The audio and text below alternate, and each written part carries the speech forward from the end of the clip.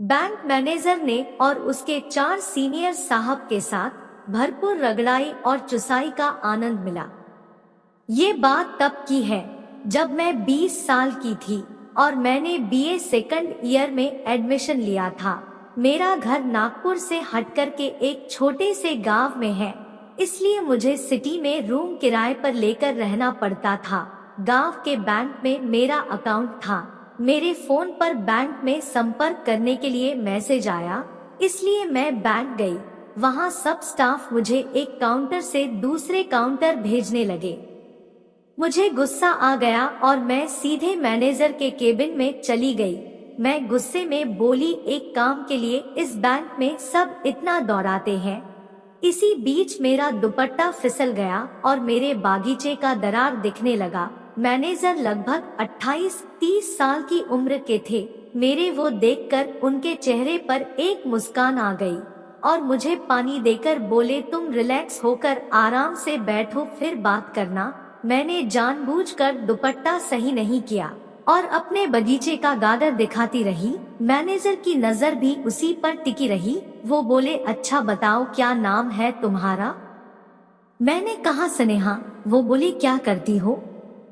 मैंने कहा मैं अभी बीए कर रही हूँ। उन्होंने मुझसे मेरी समस्या पूछी तो मैंने उन्हें अपनी बात बताई और मैं बोली बहुत परेशान हो गई और इसी वजह से बैंक में आने का दिल नहीं करता। फिर उन्होंने मेरा काम तुरंत कर दिया और बोले, तुम्हें कोई भी काम हुआ करे तो तुम सीधे मेरे पास आ जाया करो, मैं पहले तुम्हारा ही काम करूँगा। इतना बोलकर वह मुस्कुराने लगे। मैंने हंस कर कहा, तो क्या हर बार मुझे जल्दी काम निकलवाने के लिए अपने दरार को दिखाना पड़ेगा?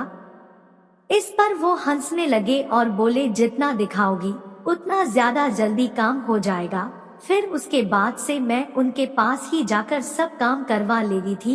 एक बार मुझे बैंक में कुछ काम था तो मैं बैंक में गई और सीधे मैनेजर के केबिन में चली गई। मैंने देखा कि मैनेजर कोई लिस्ट लिए हुए बैठे थे। मैंने कहा, सर ये कैसी लिस्ट है? तो वो बोले, नए पियून की भर्ती हो रही है, मेरे पास कई लोग सिफारिश लाए हैं, ये उसी की लिस्ट है। मैंने कहा, तो प्लीज मुझे भी नौकरी दिलवा लीजिए। इस पर मैनेजर हंस के बोले, अरे ये इतना आसान नहीं है, इसके लिए सबसे 3 लाख रुपए लगेंगे, जो देगा उसकी नौकरी पक्की। पैसे की बात सुनकर मैं मायूस हो गई। तो मैनेजर बोले, तुम भी 2 लाख ला कर दे दो तो तुमको नौकरी मिल जाएगी। मैंने कहा, मेरे पास 2 लाख होते तो आपको आज ही दे देती।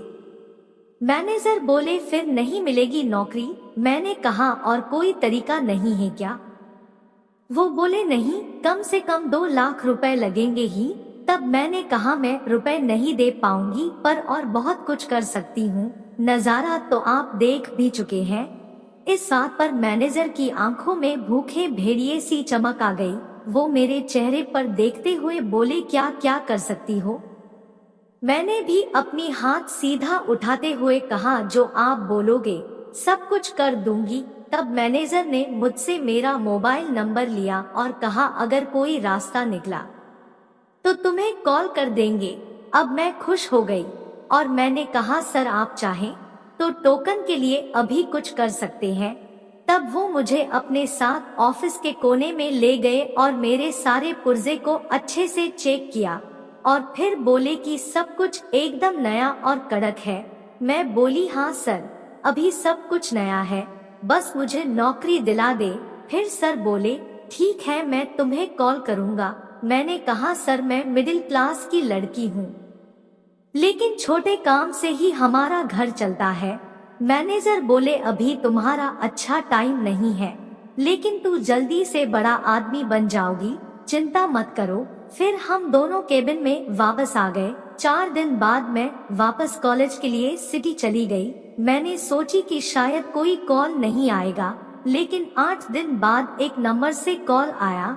मैंने फोन उठाया और पूछा कि कौन? तो उधर से आवाज आई, नौकरी चाहिए तो कल शाम मैसेज में दिए पते पर आ जाना। मैं समझ गई कि बैंक मैनेजर बोल रहा है। मैं बोली, ठीक है। फिर मेरे पास एड्रेस का मैसेज आ गया। वो एड्रेस लुधियाना का था। मैंने रात को ही अपने पूरे डॉक्यूमेंट को रेडी करके रखा था और अगले दिन लुधियाना के लिए चल दी। शाम तक मैं बताई हुई जगह पर पहुंच गई। वो एकदम सुनसान घर था। मैंने गेट की घंटी बजाई तो उसी मैनेजर ने गेट खोला। अब मैं उन्हें देखकर खुश हो गई। मैं ब्लैक साड़ी पहन कर गई थी। सर मुझसे बोले बहुत अच्छी लग रही हो। वो मुझे हाथ पकड़कर अंदर ले गए और ले जाकर हॉल में बैठा दिया। वहां जाकर मैं चौंक गई क्योंकि वहां 4 लोग और बैठे थे। मैं इतने लोगों को देखकर डर गई और मैनेजर से बोली सर इतने लोग, मैं वापस जा रही हूँ। मैनेजर बोले देखो तुम चाहो तो जा सकती हो, लेकिन आज अगर सबके साथ कुछ इम्पोर्टेंट बातें कर लो तो नौकरी मिल जाएगी। अब मैं सोच में पड़ गई कि ये सब क्या है। फिर मैनेजर बोले तुमने ही तो कही थी कि तुम सब कुछ कर सकती हो। मैंने कहा लेकिन 5 लोगों के साथ मैं क्या और कैसे कर पाऊंगी। सर बोले परेशान मत हो, तुम्हें भी मजा इनसे बात करके आएगा। मैनेजर के समझाने के बाद मैं राजी हो गई। सब साथ बैठ गए। वो सब बैंक के बड़े ऑफिसर्स थे। उनके नाम राकेश, बलवंत, रोशन और मंटू था और सीनियर मैनेजर का नाम सुमित था। वो सब मुझे घूर कर देख रहे थे और मुझे खूब शर्म आ रही थी। उन सब ने मेरे बारे में जो कुछ भी पूछा मैंने बता दिया। फिर राकेश ने कहा चलो शुरू करते हैं। मैंने कहा मुझे कुछ पता नहीं, आप लोगों को जो कुछ बोलना है बोल लीजिए, पर मुझे काम चाहिए। तो सब लोग राजी हो गए। वहाँ मेरी मीटिंग हुई उन लोगों के साथ। तो वो बोले कि हाँ तुम तेज तो हो, तुम हमारे बैंक में रहोगी तो अच्छा रहेगा। फिर सभी लोग राजी हो गए और बोले अगले दिन से आ जाना, तुम्हारी नौकरी पक्की हो गई। अब मेरी खुशी का ठिकाना ना रहा, लेकिन इस नौकरी के बदले जो मुझे देना था मुझे उससे बहुत डर लग रही थी। फिर सबसे पहले बैंक मैनेजर ने मुझे समझाया कि देखो एक बार की बात है, फिर तुम्हारे पास तो नौकरी हो जाएगी, बड़े साहब है और ये लोग ही इस नौकरी को दिलवाएंगे। मैंने भी सब्र किया कि एक नौकरी के लिए अब ये सब करना ही पड़ेगा। दोस्तों मैनेजर को लेकर कुल 6 लोग थे। वो रात मेरे लिए किसी जहन्नम से कम नहीं थी। मेरी हाल खराब हो गई थी।